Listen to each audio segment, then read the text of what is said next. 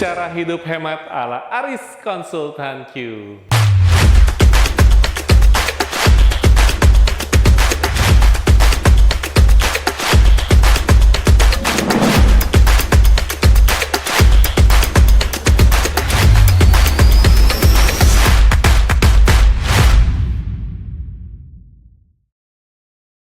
Halo teman-teman semua, kembali lagi bersama Aris Konsultan Q. Ini harus sambil pegangan guys, nggak jatuh. Hari ini Aris lagi ada di taman bermainnya Klaster Angsana dan Bergendi Kota Podomoro Tenjo nih teman-teman ya. Hari ini Aris mau sharing aja pengalaman Aris. Tidak bermaksud untuk menggurui teman-teman semua, karena tentunya teman-teman di rumah pastinya jauh lebih baik daripada Aris Konsultan Q ya. Aris hanya men-sharingkan saja pengalaman hidup Aris, gimana sih cara hidup hematnya ya. Jadi yang pertama itu, kita itu kalau mau hidup hemat haruslah kita hidup apa adanya ya teman-teman ya.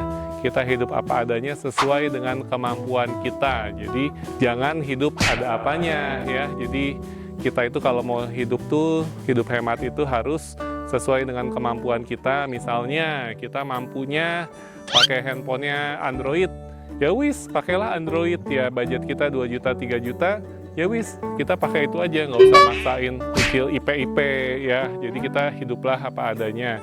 Kita mampunya makan tahu, ya udah makan tahu aja, makan lele gitu, nggak usah setiap hari kita makan keluar kayak gitu. Nah itu yang pertama.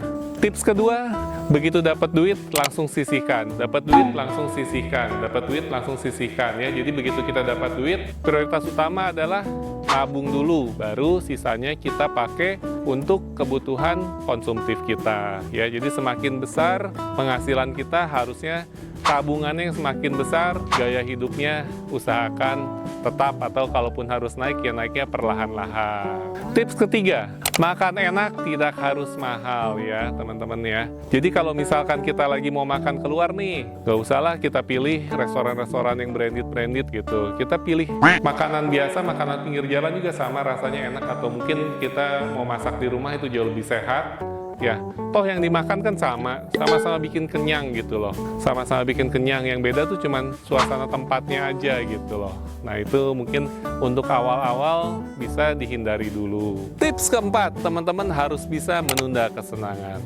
Apa sih menunda kesenangan itu? Contoh konkretnya pada tahun 2023 kemarin, buat teman-teman kliennya Konsultan Q, khususnya kliennya Aris Konsultan Q, mungkin lihat Aris masih naik motor Mio merah waktu itu ya. Nah, padahal pada saat itu kalau kita mau maksain beli mobil, kita udah mampu. Tapi kita tunda dulu ya.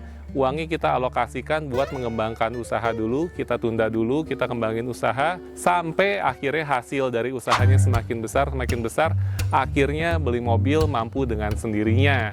Itu salah satu contoh menunda kesenangan. Banyak orang tuh sulit banget buat menunda kesenangan. Pada saat itu pun sama, banyak teman-teman marketing juga yang mungkin seangkatan sama Aris sering ngomong, masih pakai motor aja nih. Katanya marketing sukses. Amin, kita aminin ya. Kita sabarin dulu teman-teman ya. Yang penting begitu nanti tahun 2024 ya puji syukur, alhamdulillahnya perlahan-lahan mimpi kita mulai menjadi kenyataan. Nah, gimana sih caranya supaya kita bisa menunda kesenangan?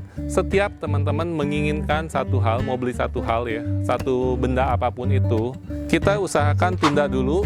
Kita ngomong ke diri kita sendiri, saya bakal beli itu minggu depan. Nah, ya udah kita pulang dulu ya. Gimana sih caranya supaya kita bisa menunda kesenangan?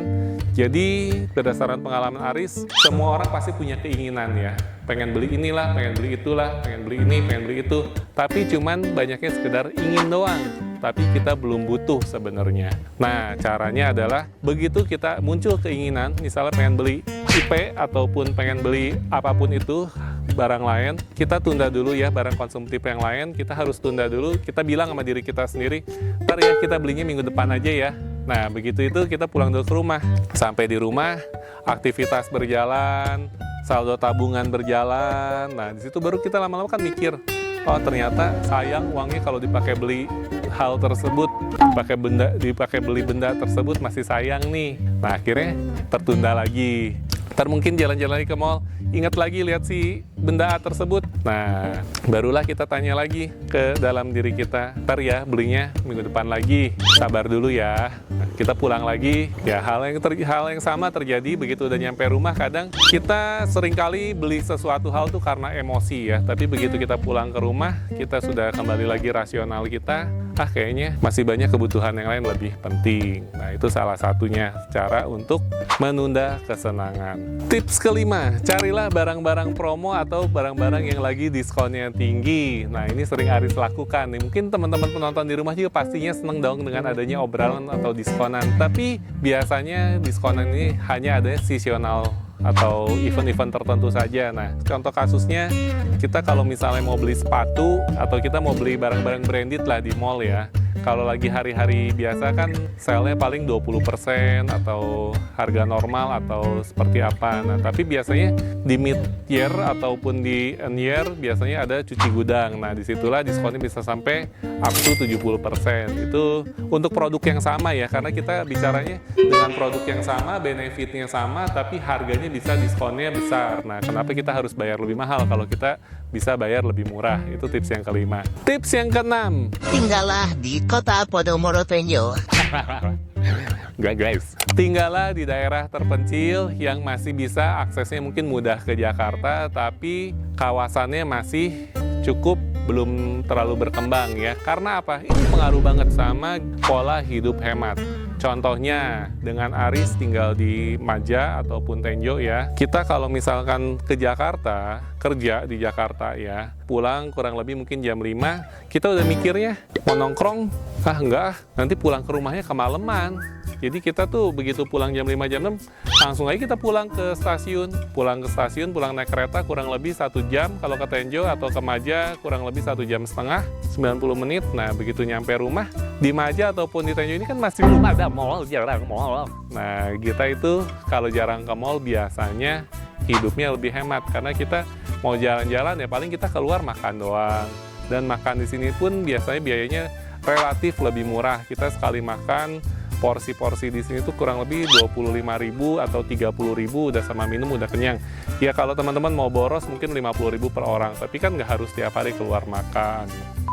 Ya, kurang lebih 6 tips tadi yang Aris Konsultan Q lakukan dan Aris Konsultan Q praktekkan, alhasil kita bisa mengumpulkan sedikit demi sedikit pundi rezeki kita. Nah, buat teman-teman yang di rumah yang kira-kira punya tambahan tips lain yang bisa di-sharingkan buat pola atau tips cara hidup hemat ala teman-teman semua di rumah, boleh dong sharing di kolom komentarnya ya. Oke teman-teman, Aris hanya bermaksud untuk sharing saja, semoga informasi ini bermanfaat. Sukses buat teman-teman semua, sampai ketemu di video berikutnya, bye-bye.